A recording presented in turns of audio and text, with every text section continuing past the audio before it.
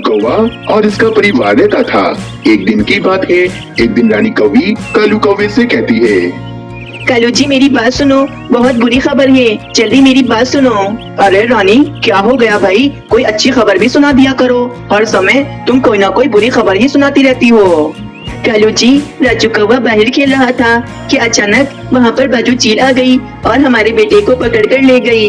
अब ना जाने वे दुष्ट चील हमारे राजू कौवे के साथ क्या करेगी। तुम जल्दी करो और बाजू चील के घोंसले में जाओ और हमारे राजू कौवे को उस दुष्ट चील से बचा कर ले आओ। कहीं ऐसा ना हो कि वे बाजू चील हमारे राजू कौवे को मार कर खा ले।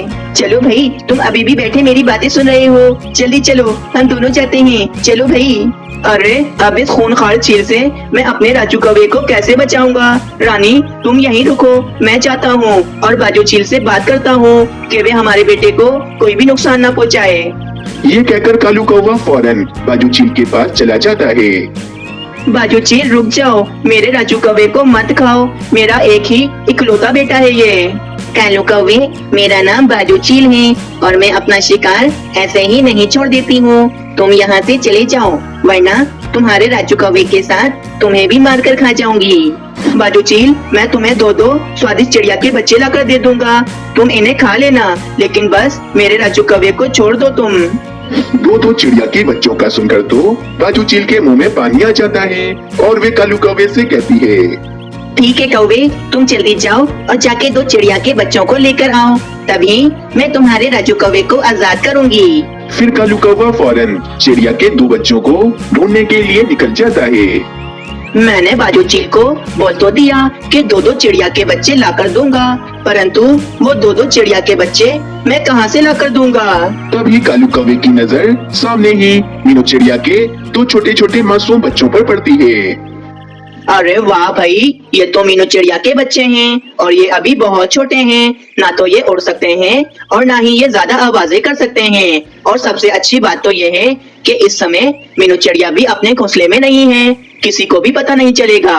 मैं जल्दी से जाता हूँ और इन दोनों बच्चों को चील बहन के पास ले जाता हूँ। फिर कालू कौवा फौरन मीनू चिड़िया के घोंसले में आता है और मानो चिड़े और सोनू चिड़िया को अपनी पीठ पर बिठाकर चील के पास ले जाता है। ये सब कुछ एक दूसरे पेड़ पर बैठा तोता भी देख रहा होता है और वे कहता है, ये कालू कौवा मीनू चिड़िया के दोनों बच्चों को अपने साथ कहाँ ले गया। मीनू चिड़िया तो अभी थोड़ी देर पहले ही भोजन ढूंढने के लिए गई हैं, जरूर कोई तो बात है। मैं फौरन मीनू चिड़िया के पास जाता हूँ और मीनू चिड़िया को ये बात बताता हूँ। ये कहकर तोता फौरन मीनू चिड़िया के पास चला जाता है। मीनू चिड़िया मेरी बात सुनो। मानो चिड़े और सोनू चिड़िया को कालू कौवा अपनी पीठ पर बिठाकर कहीं ले गया है। जरूर कालू कौवा तुम्हारे दोनों बच्चों को लेकर चील के पास गया होगा। हाय रे, मैंने इस कालू कौवे का क्या बिगाड़ा है जो ये हर समय मेरे ही पीछे पड़ा रहता है। अब मैं क्या करूं? अगर वे कालू कौवा मेरे बच्चों को चील के पास लेकर गया है तो वे चील तो मेरे बच्चों को नहीं छोड़ेगी। तोते मैं जा रही हूँ। यकीनन कालू कौवा मेरे बच्चों को लेकर बाजू चील के पास ही गया होगा, क्योंकि वे बाजू चील ही हमारे जंगल के पीछे पड़ी रहती है। मीनू चिड़िया अगर तुम अकेली जाओगी तो वे चील तुम्हारे बच्चों के साथ तुम्हें भी मारकर खा जाएगी। तोते मैं किसी बाजू चील से नहीं डरती हूँ और मुझे अभी अपने मासूम बच्चों की जान बचानी है। मैं जा रही हूँ। फिर मीनू चिड़िया इस बाजू चील के घोंसले की तरफ चली जाती है। कौवे तुमने तो मेरा दिल ही खुश कर दिया है, ये नन्हे नन्हे चिड़िया के बच्चे लाकर। अब बस मैं इन चिड़िया के बच्चों को खाने ही वाली हूँ। बाजू चील तुम जल्दी से इन नन्हे पक्षियों को खा लो और मुझे और मेरे राजू कौवे की जान छोड़ दो। बाजू चील इन दोनों नन्हे पक्षियों को खाने ही जा रही होती है कि वहाँ पर मीनू चिड़िया आ जाती है। बाजू चील मैं तुमसे नहीं डरती हूँ, बल्कि मैं तुम्हें और कालू कौवे को सबक सिखाने के लिए आई हूँ। अरे एक छोटी चिड़िया अब बाजू चील को सबक सिखाएगी। बाजू चील अगर तुमने अभी के अभी मानो चिड़े और सोनू चिड़िया को मुझे वापस ना लौटाया तो मैं तुम्हारे इस घोंसले को तोड़ दूंगी और कालू कौवे मैं तुम्हारे राजू कौवे को भी मार डालूंगी। मीनू चिड़िया तुम बस भी करो, तुम गुस्से में क्या कुछ बोल रही हो। तुम जानती हो ना कि अगर तुम बाजू चील के करीब भी आई तो बाजू चील तुम्हें भी मारकर खा जाएगी। ऐसा कभी नहीं होगा कालू कौवे। ये कहकर मीनू चिड़िया वहाँ से चली जाती है। थोड़ी देर के बाद मीनू चिड़िया एक जलती हुई लकड़ी लेकर बाजू चील के पास आती है और बाजू चील से कहती है, बाजू चील तुम मेरे दोनों बच्चों को छोड़ दो, वरना मैं इस पेड़ में आग लगा दूंगी और तुम इस आग में जलकर मर जाओगी। मीनू चिड़िया, अगर तुम इस पेड़ में आग लगा दोगी तो तुम्हारे बच्चे और तुम भी जलकर मर जाओगी। मुझे कोई फर्क नहीं पड़ता कालू कौवे, वैसे भी अगर मैंने ऐसा ना किया तो बाजू चील तो मेरे दोनों बच्चों को खा ही जाएगी ना। इससे बेहतर तो यही है कि मैं इस पेड़ में आग लगा देती हूँ और मैं भी आग में जलकर मर जाती हूँ। बाजू चील, तुम इस मीनू चिड़िया की बातों पर यकीन मत करो। ये मीनू चिड़िया झूठ कह रही है, ये कभी भी इस पेड़ में आग नहीं लगाएगी। बस कालू कौवे का इतना कहना ही था। मीनू चिड़िया फौरन उस पेड़ में आग लगा देती है। आग आहिस्ता आहिस्ता नीचे से ऊपर बढ़ती हुई आ रही थी।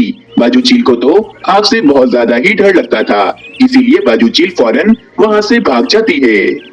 और कालू कौवा भी आग से डरकर ऐसे भागता है कि उसे ये भी याद नहीं रहता कि उस पेड़ पर उसका बेटा राजू कौवा भी है। आग आहिस्ता आहिस्ता बढ़ती ही जा रही है। मुझे जल्दी से मानो चिड़े और सोनू चिड़िया को यहाँ से बचाकर ले जाना होगा, परंतु ये कालू कौवे का बेटा राजू कौवा कितना मासूम है। मैं इस मासूम बच्चे को यहाँ पर छोड़कर नहीं जा सकती हूँ। मुझे बचाकर यहाँ से ले जाना होगा, परंतु मैं इन तीनों को एक साथ अपनी पीठ पर बिठाकर कैसे लेकर जाऊंगी। मीनू चिड़िया कुछ सोच रही होती है कि मीनू चिड़िया को सामने एक टोकरी पड़ी हुई दिखती है। मीनू चिड़िया फौरन उस टोकरी के पास जाती है। फिर मीनू चिड़िया उस टोकरी में तीनों बच्चों को बिठाकर वहाँ से ले जाती है। शुक्र है तीनों मासूम पक्षियों की जान बच गई, वरना वे बाजू चील तो मेरे दोनों बच्चों को मारकर खा ही जाती। मीनू चिड़िया, अब तुम जब भी भोजन जमा करने के लिए जाना तो मुझे बता देना, मैं तुम्हारे बच्चों का अच्छे से ख्याल रखूंगा। इनको अकेले छोड़कर तुम अब से कभी भी मत जाना।